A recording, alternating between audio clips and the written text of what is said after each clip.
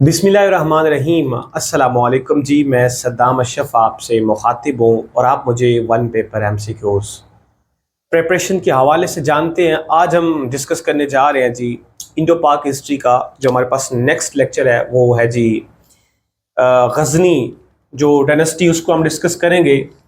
गज़नी अहद हुकूमत को हम आज के इस लेक्चर में डिस्कस करने की कोशिश करेंगे कि जो गज़नी अहद हुकूमत है वो किस तरह से जनाब जो है वो मार्ज़ वजूद में आता है और किस तरह से ये ज़वाल पजीर होता है और इसको ज़वाल का सामना करना पड़ता है। गज़नी अहद हुकूमत जो है, या जिसे गज़नी डायनेस्टी बोलते हैं, ये तकरीबन 977 AD से इसका आगाज़ होता है और 1186 AD तक ये टोटल सल्तनत जो है वो चलती है। ये इसका टर्नओवर है जी गज़नी अहद हुकूमत का, जिसमें आपने नाम ज़रा सर फहरिस्त सुना होगा, सुल्तान महमूद गज़नी। बच्चा बच्चा इस नाम से वाकिफ़ है।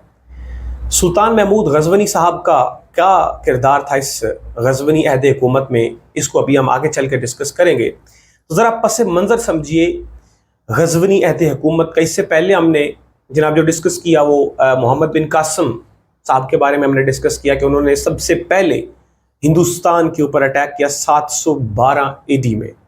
बनु उमैया डायनेस्टी के दौर में, हज्जाज बिन यूसुफ के दौर में, वलीद बिन अब्दुल मलिक के दौर में उन्होंने अटैक किया हिंदुस्तान के ऊपर। तो उसके बाद जो नेक्स्ट हमारे पास है वो गज़नी अहद हुकूमत है।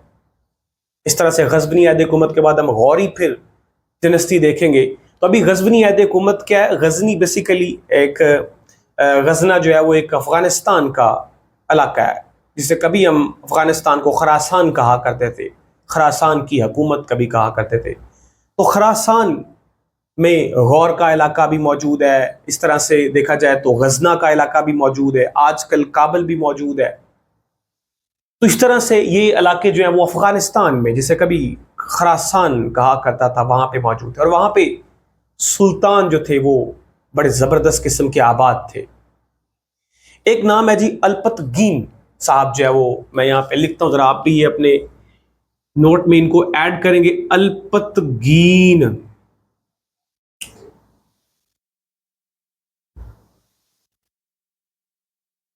अल्पतगीन साहब जो है वो जनाब जो है वो गजना के रहने वाले थे, गजना के सुल्तान थे। इनके पास जनाब जो है वो औलाद नहीं थी, बेटी थी, इनके पास बेटा नहीं था। इन्होंने एक गुलाम खरीदा और गुलाम को खरीद के पाल पोस के बड़ा किया। जब वो बड़ा होता है तो अल्पतगीन साहब जो है वो इस दुनिया से चले जाते हैं। तो वही जो इनका गुलाम होता है वो इनकी बेटी के साथ क्या कर लेता है?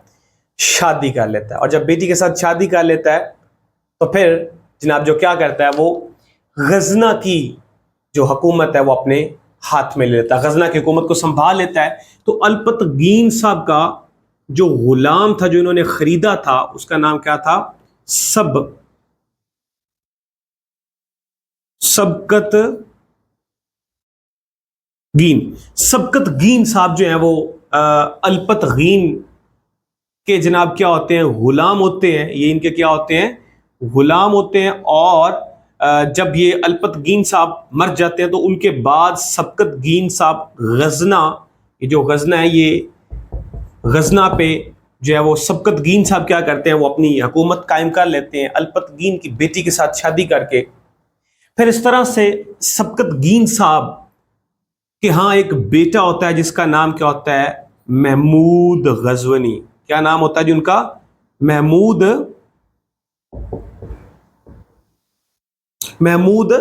गज़नी साहब जो है वो उनका नाम होता है। तो महमूद गज़नी साहब जो है वो किसके बेटे हैं? सबकतगीन साहब के बेटे हैं। तो इस तरह से सुल्तान महमूद गज़नी साहब ये वही शख्सियत हैं जिन्होंने हिंदुस्तान के ऊपर अटैक किया और अपनी हुकूमत जो है वो कायम की। तो सबकतगीन की वफात के बाद जो है वो उनका जो बेटा है महमूद गज़नी, जिसे सुल्तान महमूद गज़नी साहब कहा जाता है, तो इन्होंने हुकूमत कायम की। सबकतगीन साहब जो है वो टोटल 977 AD से लेके 997 AD तक अपनी हुकूमत बरकरार रख पाते हैं। پھر جیسے इनकी डेथ होती है, इनकी वफात होती है, तो इनकी वफात के बाद जनाब जो है वो इस्माइली हुक्मरान जो है वो भी गजना की हुकूमत कब्जे में लेने की कोशिश करते हैं। फिर उसके बाद 998 एडी में अगर देखा जाए तो सुल्तान महमूद गजवनी साहब उनके ऊपर अटैक करके हुकूमत छीन लेते हैं, और टोटल जो सुल्तान महमूद गजवनी साहब की हुकूमत है वो 998 एडी से लेके 1030 एडी तक सुल्तान महमूद गजवनी साहब जिंदा रहते हैं। तो इस तरह से सुल्तान महमूद गजवनी साहब की जो हुकूमत है 998 एडी से लेके 1030 एडी तक सुल्तान महमूद गजवनी की हुकूमत जो है वो बरकरार रहती है। समझ गया जी बात को। अच्छा, अब इसमें थोड़ा सा ज़रा ये तो मैं आपको एक थोड़ा सा पस मंज़र समझा, अब ज़रा बैकग्राउंड थोड़ा और इसकी समझिएगा कि क्या होता है। जब सबकतगीन का दौर होता है ना, तो सबकतगीन के दौर में ये जो राजा जयपाल, क्या नाम है जी, एक बड़ी मशहूर मारूफ शख्सियत है इस दौर की, राजा जयपाल। राजा जयपाल साहब जो हैं वो क्या करते हैं, ये शुमाली हिंदुस्तान के बादशाह होते हैं, हिंदू होते हैं, हुक्मरान होते हैं। और राजा जयपाल को जनाब जो है वो सबकतगीन का जो इक़्तिदार है, जो संभाला होता है सबकतगीन ने, वो बहुत थोड़ा सा बुरा लगता है कि ये जनाब बड़ा बढ़ चढ़ के जो है वो हुकूमत कर रहा है और लोग इसके जो है वो बहुत ज़्यादा फॉलोअर हैं।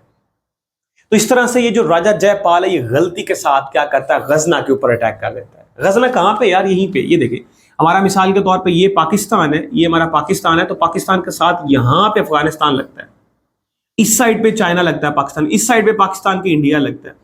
इस तरह से अगर पाकिस्तान के यहाँ पे देखा ये सारे का सारा अरेबियन सी है, और यहाँ पे पाकिस्तान के ईरान लगता है।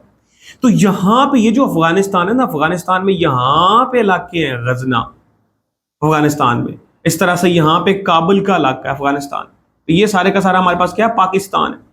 तो यहाँ पे ये उस दौर में ये हिंदुस्तान हिस्सा हुआ करता था, ये सारा कौन सा हिस्सा हुआ करता था, हिंदुस्तान हिस्सा इसे कभी कहा करते थे। तो यहाँ पे जनाब जो है वो राजा जयपाल की हुकूमत थी, और राजा जयपाल ने यहाँ से अटैक किया गजना के ऊपर, सबकतगीन के ऊपर। लेकिन सबकतगीन जो है वो आगे से भरपूर इसकी मज़म्मत करते हैं और राजा जयपाल को शिकस्त का सामना करना पड़ता है। फिर उसके बाद कुछ अरसा गुजरता है, तो राजा जयपाल जो है वो जनाब जो है उसको फिर होश आता है कि मुझे फिर अटैक करना चाहिए गजना के ऊपर, सबकतगीन की हुकूमत पे। फिर से एक बार चढ़ाई करता है राजा जयपाल सबकतगीन की गजना हुकूमत के ऊपर, फिर से इसको मुंह की खाना पड़ती है, शिकस्त का सामना करना पड़ता है। फिर उसके बाद 997 ईडी में जाके तकरीबन सबकतगीन की वफात हो जाती है। उसके बाद इसका जो बेटा सुल्तान महमूद गजवनी साहब जो हैं वो क्या करते हैं, वो राजा जयपाल जो है वो उस साइड पे फिर तीसरा हमला करने की गरज से पहुंचता है। तो आगे से फिर भरपूर जो मजम्मत की जाती है सुल्तान महमूद गजवनी साहब की तरफ से की जाती है, और राजा जयपाल को फिर से मुंह की खाना पड़ती है, और वहां से वो निकल जाता है बच के। और फिर जब वो वापस अपने शुमाली हिंदुस्तान में लौटता है तो लोग उसको बहुत ज्यादा ताना देते हैं कि जनाब तूने क्या किया, 3 अटैक किए, तूने क्या किया, कुछ भी नहीं किया। और कहा जाता है कि ये राजा जयपाल लोगों के तानों से तंग आके इसने खुदकुशी कर ली थी और खुद को आग लगा ली थी। इस तरह से राजा जयपाल जो है वो तो अपने इख्तिताम को पहुंचता है। तो इस तरह से राजा जयपाल जो है वो सबकतगीन और सुल्तान महमूद गजवनी के दौर में लड़ने की कोशिश करता है, और फिर जनाब जो है वो हार जाता है। अच्छा, ये 1001 की बात है, जब इसके साथ सुल्तान महमूद गजवनी साहब के साथ लगता है, तो 1001 एडी की बात है। सुल्तान महमूद गजवनी साहब पेशावर के ऊपर अटैक करते हैं, हिंदुस्तान के ऊपर पहला अटैक ही सुल्तान महमूद गजवनी साहब 1001 में करते हैं, और राजा जयपाल को है वो शिकस्त का सामना करना पड़ता है। ठीक है जी। उसके बाद राजा जयपाल साहब तो जनाब जो है वो मर गए। इस तरह से सुल्तान महमूद गजवनी साहब ने 1005 एडी में मुल्तान के ऊपर सुल्तान महमूद गजवनी साहब ने अटैक किया, और यहाँ पे इस्माइली हुक्मरान बैठे हुए थे, इनको शिकस्त सुल्तान महमूद गजवनी साहब ने दी। फिर इस तरह से सुल्तान महमूद गजवनी साहब जो है वो क्या करते हैं कि वो अब रुख करना चाहते हैं पंजाब की तरफ रुख। आपको पता है पंजाब पाकिस्तान के यहाँ पे ईस्ट में मौजूद है, पाकिस्तान के ईस्ट में पंजाब मौजूद है। तो यहाँ पे पाकिस्तान के ईस्ट में पंजाब मौजूद है, तो यहाँ पे सुल्तान महमूद गजवनी साहब गजना में बैठे हुए थे, तो अब वो रुख पंजाब की तरफ करना चाहते थे। तो 1021 की अगर बात करें, 1021 एडी की अगर बात करें, तो सुल्तान महमूद गजवनी साहब क्या करते हैं, 1021 एडी में जनाब जो है वो इस साइड पे हमला करने की कोशिश करते हैं, अटैक करने की कोशिश करते हैं, और जनाब क्या करते हैं कि पंजाब को फतह करने के बाद अपनी हुकूमत के साथ इल्हाक कर लेते हैं।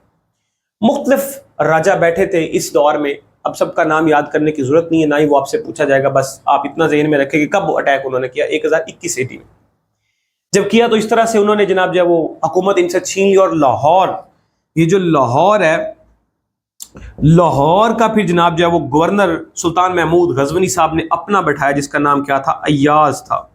ये अय्याज वही शख्स है जो सुल्तान महमूद गजवनी साहब का क्या था, गुलाम था, और सुल्तान महमूद गजवनी साहब का एक वफादार गुलाम था। सुल्तान महमूद गजवनी साहब ने पंजाब के ऊपर, लाहौर के ऊपर अटैक करके, हमला करके पंजाब को अपने साथ इल्हाक कर लिया, तो लाहौर में अय्याज को, अपने गुलाम को वहाँ पे गवर्नर बना के बैठा दिया। और फिर यहीं से तो कहते हैं ना, एक ही सफ में खड़े हो गए महमूदो अय्याज, न बंदा रहा न बंदाए नवाज। तो इस तरह से सुल्तान महमूद गजनी साहब अय्याज साहब को क्या बनाते हैं, लाहौर का गवर्नर बना देते हैं। ठीक है जी। अब उसके बाद नेक्स्ट सीन क्या चलता है कि सुल्तान महमूद गजनी साहब का जो रोब दबदबा है ना, वो दिन ब दिन अब बढ़ता जा रहा है। रोब और दबदबा दिन ब दिन बढ़ता जा रहा है, और हुकूमत जो है वो दिन ब दिन सुल्तान महमूद गजनी साहब की जो है वो फैलती जा रही। पूरे हिंदुस्तान में सुल्तान महमूद गजनी साहब का जो चर्चा शुरू हो जाता है। तो इस तरह से जनाब जो है वो 1026 की अगर बात करें, 1026 की अगर बात करें, तो सुल्तान महमूद गजनी साहब जो है वो अटैक करते हैं सोमनाथ के मंदिर पे। सोमनाथ के मंदिर पे सुल्तान महमूद गजनी साहब ने अटैक किया, 1026 में किया, और सोमनाथ का मंदिर ये ना गुजरात में मौजूद है, गुजरात शहर में मौजूद है सोमनाथ का मंदिर। और यहाँ पे बरहमन जो लोग थे वो आबाद थे, और बरहमनों के बड़े बड़े जो बुत थे वो जनाब यहाँ पे सोमनाथ के मंदिर में पड़े हुए थे। और वो ऐसे बुत थे जो पुराने सदियों से बुत जो है वो जनाब जो है वो पड़े हुए थे इनके सोमनाथ के मंदिर में, गुजरात के इलाका में। और वो जो बुत थे वो सोने, हीरे, जवाहरात, पैसे, सिक्कों से भरे हुए थे। तो सुल्तान महमूद गजनी साहब क्या करते हैं, वो सोमनाथ के मंदिर के ऊपर अटैक करते हैं, हमला कर देते हैं। तो जब हमला करते हैं, अटैक करते हैं, तो वहां पे जनाब जो है वो सुल्तान महमूद गजनी साहब के जो अपोजिशन में जो बरहमन होते हैं वो हमला करने की कोशिश करते हैं, मुकाबला करने की कोशिश करते हैं, लेकिन वो हार जाते हैं। तो सुल्तान महमूद गजनी साहब जीत जाते हैं। तो सुल्तान महमूद गजनी साहब उनके जो मंदिर में पड़े बुत थे सबको तोड़ देते, बुतों को तोड़ देते। और ये वही बुत थे जिनको गुस्ल देने के लिए गंगा का ताजा पानी लाया जाता था, और ये वही बुत थे जिनको खुशबू लगाने के लिए कश्मीर से स्पेशल खुशबूदार फूल मंगवाए जाते थे। सुल्तान महमूद गजनी साहब ने इन बुतों को तोड़ दिया। तोड़ा तो उनमें से हीरे, जवाहरात, सोने, सिक्के, रुपए बहुत ज्यादा मिकदार में बरामद हुए।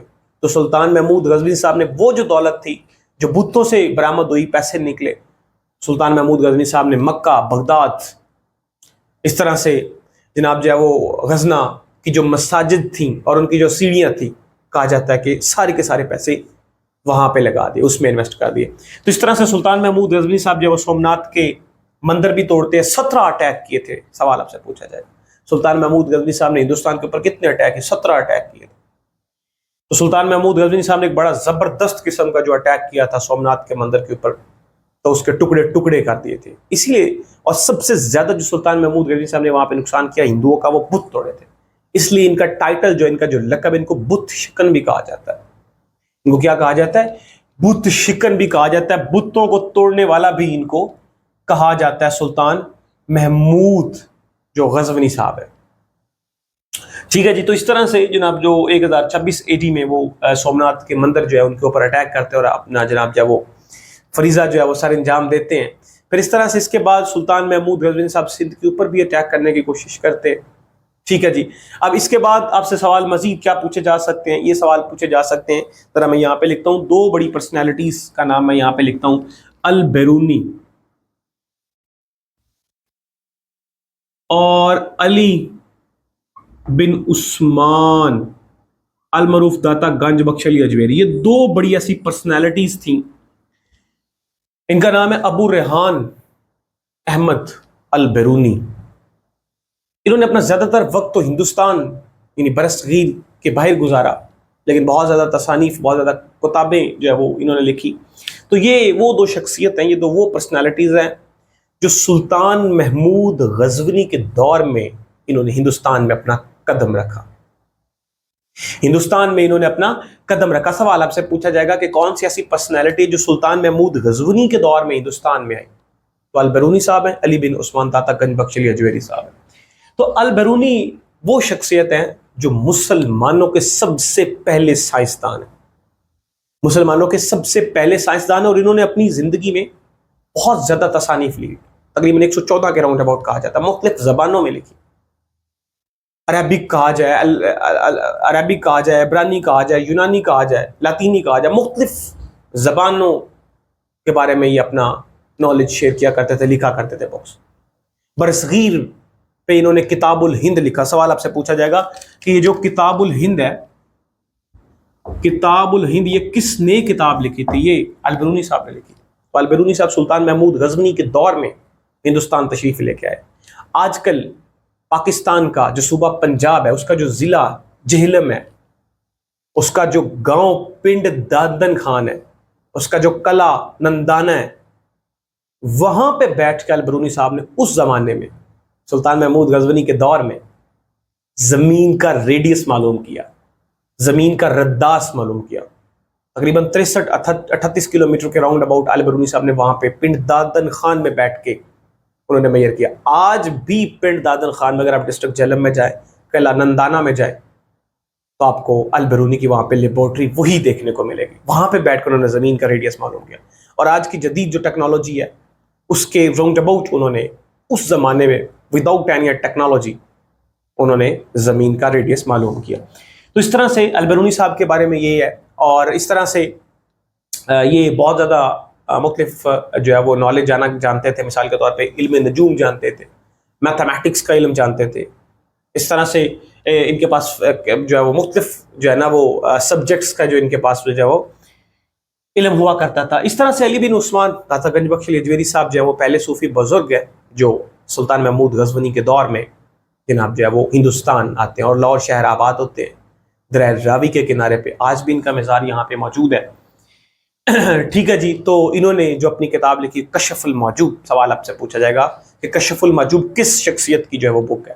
تو علی بن عثمان داتا گنج بخش علی اجویری صاحب کی جو کتاب ہے کشف المحجوب ہے، کشف المحجوب آپ نے لکھی. ٹھیک ہے جی. تو اس طرح سے ان کے بارے میں جو ہے وہ سوال آپ سے پوچھے جا سکتے ہیں. ایاز جو ان کا سلطان محمود غزنوی صاحب کا جو غلام تھا، اس کا جو مزار ہے آج بھی لاہور میں رنگ محل میں آپ کو دیکھنے کو ملے گا. ٹھیک ہے جی. اچھا، اب یہ تو سارے ہو گئے جی باتیں. اب دیکھتے ہیں جی یہ جو غزنوی عہد حکومت ہے، اس کا زوال کس طرح سے ہوتا ہے. اب یہ جو سلطان محمود غزنوی صاحب ہیں، یہ 1030 میں جا کے کیا ہو جاتے ہیں، ان کی ڈیتھ ہو جاتی ہے، یہ فوت ہو جاتے ہیں.